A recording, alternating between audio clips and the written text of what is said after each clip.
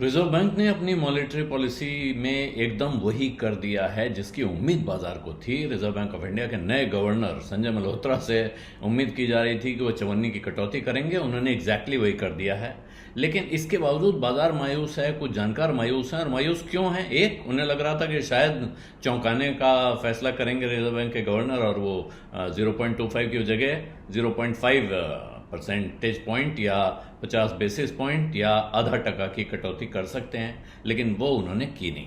और साथ में दूसरी चिंता का कारण यह है कि लिक्विडिटी बढ़ाने के लिए, लिक्विडिटी आसान करने के लिए, यानी सिस्टम में कैश डालने के लिए रिजर्व बैंक से वो कुछ और कदमों की उम्मीद कर रहे थे, और वो कदम हुए नहीं है। पिछले दिनों अगर आपने ध्यान से सुना हो तो आपने सुना होगा कि साहब लिक्विडिटी का क्रंच है, लिक्विडिटी की दिक्कत है, लिक्विडिटी की चुनौती है बैंकों को। लेकिन क्या है ये लिक्विडिटी, बैंकिंग की लिक्विडिटी, और क्यों ये इंपॉर्टेंट है, ये अगर समझने की कोशिश करें तो सबसे पहले जो पहला मेजर होता है वो होता है रिजर्व मनी। इसको M0 कहा जाता है, और इसमें क्या है, जो करेंसी सर्कुलेशन में है, जितना पैसा बाजार में है, और बैंकों के, रिजर्व बैंक ऑफ इंडिया के पास जो डिपॉजिट हैं, इनको जोड़ते हैं, और जो और रिजर्व्स हैं रिजर्व बैंक ऑफ इंडिया के पास, ये सब जोड़ें तो इसको कहा जाता है M0 या रिजर्व मनी। आरबीआई मोटे तौर पे M0 के जरिए अपनी लिक्विडिटी कंट्रोल करता है, और इसमें वो CRR का इस्तेमाल करता है। ओपन मार्केट ऑपरेशन कहा जाता है, जिसमें रिजर्व बैंक कभी बाजार से पैसा उठाता है, कभी बाजार में पैसा डालता है। और रिपो, रिवर्स रेपो, ये जो दो फॉर्मूले हैं वो भी इसी के लिए इस्तेमाल होते हैं। अब दूसरी चीज होती है M3, जिसे ब्रॉड मनी कहा जाता है, या जिसको मनी सप्लाई कहा जाता है बड़े पैमाने पे। और ये सबसे बड़ा मेजर है जो सिस्टम की सारी लिक्विडिटी को जोड़ के जब देखा जाता है, पूरी इकोनॉमी में कितनी लिक्विडिटी है, और इसमें M1 भी शामिल होता है। M1 मतलब कैश प्लस डिमांड डिपॉजिट, जो डिपॉजिट बैंक में ऐसे हैं जिनको आदमी कभी भी निकाल सकता है। साथ में टाइम डिपॉजिट्स, यानी कि जो फिक्स डिपॉजिट्स हैं, जिनका टाइम तय है, मियादी जमा जिसको कहते हैं, ये भी उसमें शामिल है। और इसमें जो क्रंच जब कहा जाता है कि बैंकिंग सिस्टम में लिक्विडिटी का क्रंच है, उसका मतलब यह है कि ये जो M3 है, इसकी बढ़त में कमी आ रही है। और क्यों? क्योंकि या तो मॉनेटरी पॉलिसी टाइट है, और या फिर हाई क्रेडिट की डिमांड बढ़ी हुई है।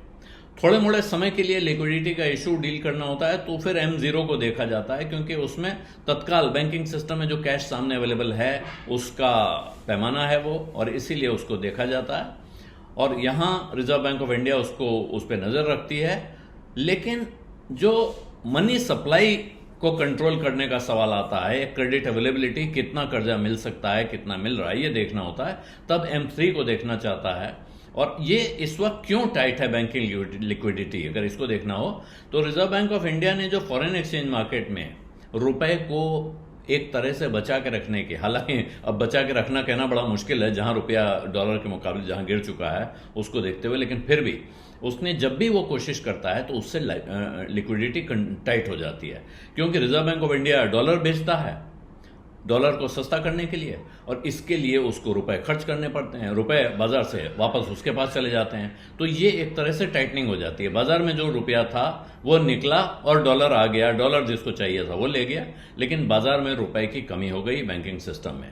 तो रिजर्व बैंक ऑफ इंडिया जब भी रुपए को मजबूत करने के लिए इंटरवीन करता है तो वो लिक्विडिटी खींचता है। और ये हाल के दिनों में सबसे बड़ा, अगर कोई आपका ये कोई पाइपलाइन है, कोई नल है जो लिक्विडिटी खींच रहा है, तो वो यही रास्ता रहा है। दूसरा है एडवांस टैक्स पेमेंट होते हैं जब, तो एडवांस टैक्स का वक्त आता है, कॉरपोरेट बड़े बड़े टैक्स पेमेंट करते हैं, और ऐसे में पैसा तो गवर्नमेंट को जाता है, लेकिन एक झटका सा लगता है, थोड़ा सा बैंकिंग सिस्टम से पैसा निकलता है, सरकारी खजाने में जाता है। ये बहुत छोटे समय के लिए होता है, लेकिन झटका लगता है। अभी एडवांस टैक्स का टाइम था, और उसकी वजह से उन्होंने भी लिक्विडिटी पर एक झटका दिया हुआ है।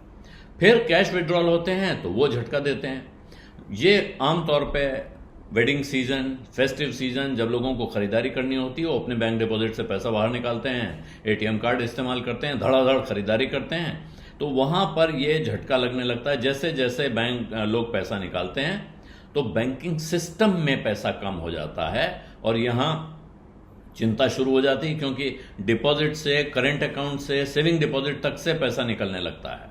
तो ऐसे में अभी जो गणित जोड़ा गया पिछले महीने, तो लिक्विडिटी का डेफिसिट इंडिया के बैंकिंग सिस्टम में लगभग 1.5 लाख करोड़ रुपए पहुंच गया था, और ये अब तक का पिछले 6 महीनों का हाईएस्ट शॉर्टफॉल था।